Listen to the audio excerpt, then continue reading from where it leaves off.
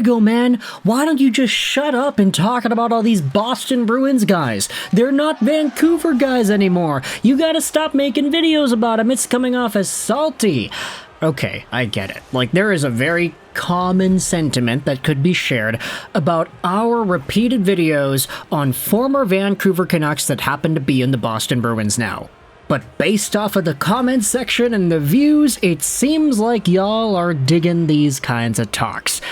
And this one's not gonna be super negative. Like, I know last time we had talked about Elias Lindholm, it was not very good.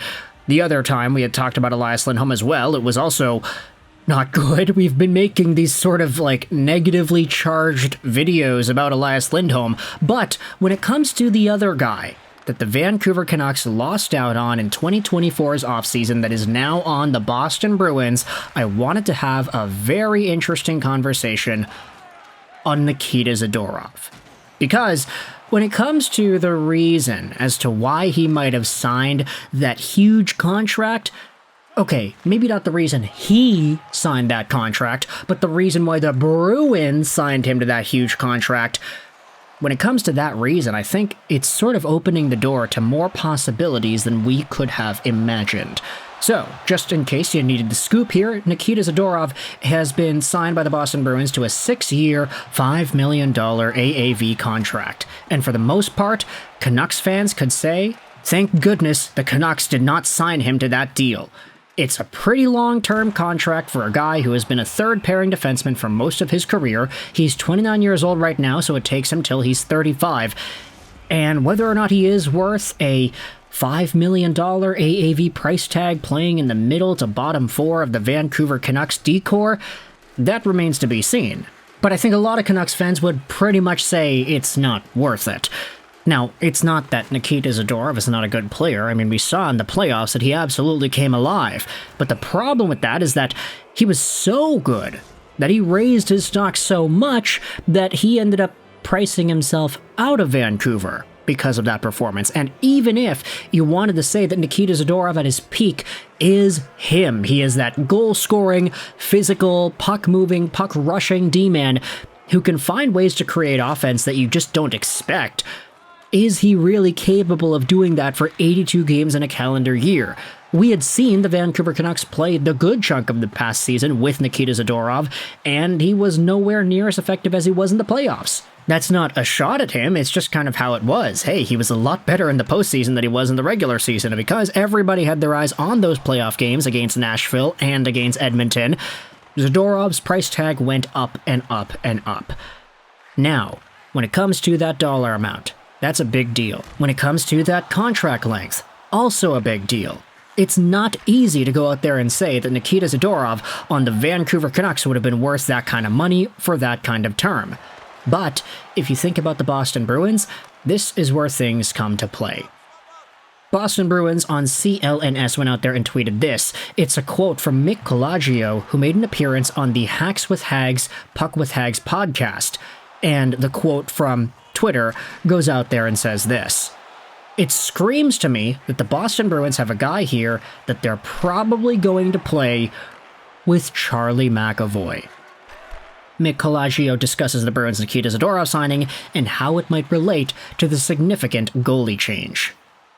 And so with this in mind, I wanted to talk about why it is, quote-unquote, Boston decided to go with this deal. Because if you think about it on paper, just remove the player, remove the profile, think about just the idea for a sec. If you have yourselves a top pairing guy who is playing with your absolute superstar in Charlie McAvoy, and this top pairing left-handed guy is making $5 million a year for 6 years, you're probably thinking that for a first pairing player that's not that bad of a contract. In fact, it could very well be seen as good depending on how good he is. But for Nikita Zadorov, ooh, that's a big, beefy deal, and a big, beefy role for a guy who in Vancouver was playing middle to bottom pairing minutes. I'm not saying that I'm a total non-believer in Nikita Zadorov's ability to play 20-plus minutes a night, or to play with players that are good like Charlie McAvoy, but I am saying he's not used to that.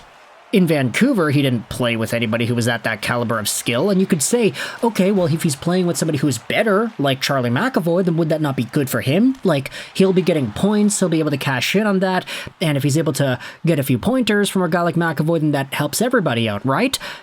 But at the same time, if Zadorov is playing with McAvoy, then he's getting all the tough matchups. He's getting the other team's top power plays, he's getting the other team's top lines, and he's getting less time to rest.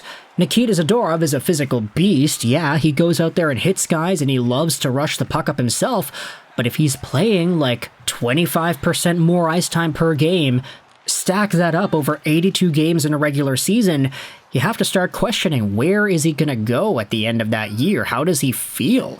In fact, he played pretty so-so with the Vancouver Canucks in the regular season already last year, so how is he going to play if he gets a little bit more of that in the regular season this year? That's not even, like, fully disregarding how good he was in the playoffs, it's just, hey, Nikita Zadorov in the regular season was not that good. So ultimately, you have to think, if he gets played with Charlie McAvoy, okay, it makes sense. He's a left-handed guy. McAvoy's a right-handed guy. You keep Carlo and Hampus Lindholm on the second pairing or something. It works out perfectly fine, and the money seems appropriate too, but you really have to start questioning, is Zadorov good enough to really do that?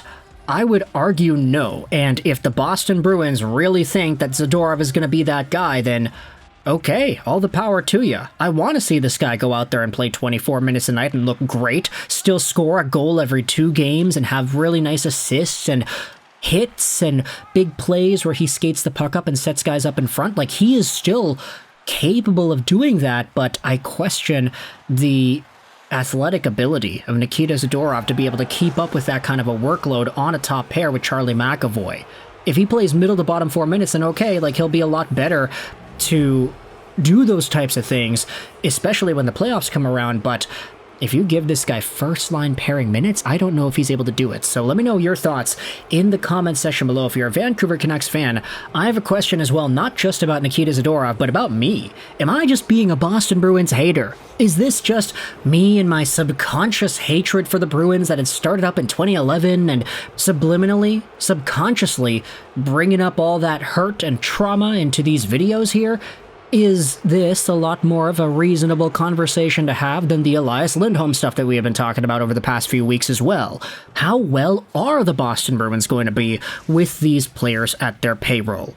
Because that's it, man. They're going to be on the payroll for a long time, and Vancouver fans are going to have the luxury of looking from afar and seeing how those contracts age out. So when it comes to Lindholm, when it comes to Zadorov, when it comes to the Boston Bruins, let me know your thoughts in the comment section below. How well do you think Zadorov is going to be able to play in some sort of a top 4, top 2 even role? If he's played alongside of Charlie McAvoy for the entire year, where does that go? Is he able to keep up?